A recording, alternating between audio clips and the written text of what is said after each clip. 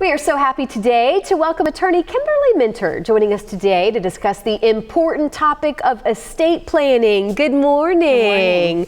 So yeah, kind of before we dive into this, we're going to talk about kind of the difference between elder law and estate planning. But why was this an area that you wanted to specialize in and help people, help families? Well, I like working with seniors. I like interacting with them, their stories, their personalities. Yes. I find that very enjoyable. I also have had personal experience. My mother-in-law was very ill prior to her death. Mm-hmm. She had what is called Lewy body dementia.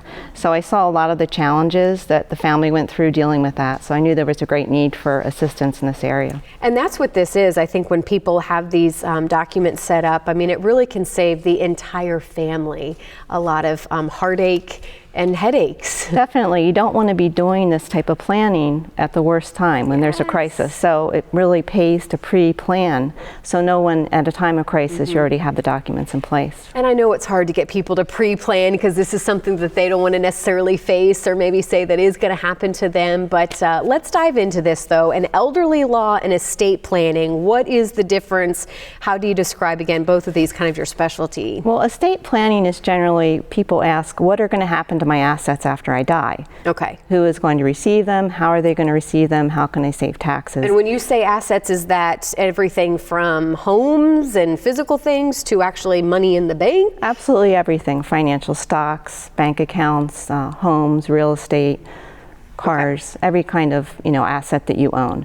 So estate planning generally focuses on that. How am I going to get those assets to my heirs in the best way possible and ensure that they receive everything when I want them to get it and what I want them to receive. Okay, and then elder law, what does that focus on? Elder law has a primary focus on what happens before I die, during my life, but perhaps while I'm incapacitated. Because everyone realizes they're going to die, but not everyone thinks about how much longer people are living today and how much more of a probability is that each of us will live with some kind of incapacitating disability, possibly, even if it's temporary or it could be permanently.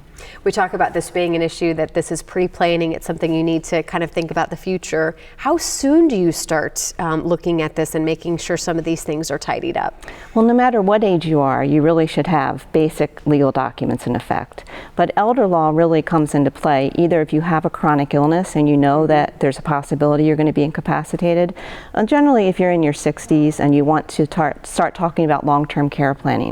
What if I need long-term care? How am I going to pay for that? Do I have the assets to pay for that? If you have the assets to pay for it, you may not need to have a long-term care plan in terms of Medicaid or some other governmental assistance. But oftentimes with the cost of nursing homes today, I can imagine, seeing an average of $7,000 to $10,000 a month, most people, middle-class people, need to think about long-term care planning.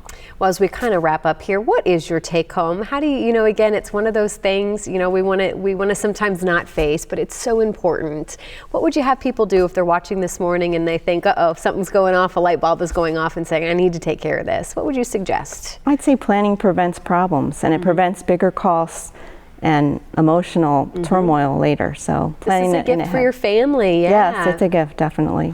All right, well, again, how can people get in touch with you in your office? And again, what's the best thing to do? Pick up the phone and call, go to a website first. What would you have them do? Absolutely, they can call my office and I will speak directly to them. I give very personal attention to my firm, or also look at my website. They want to learn more about me and my practice. Well, Kimberly, thank you so much for joining us this morning. We appreciate it. We look forward to having you back. Thank you for having me. And as always, there is the number to call, her website as well. We will also make sure and put that information on our website too.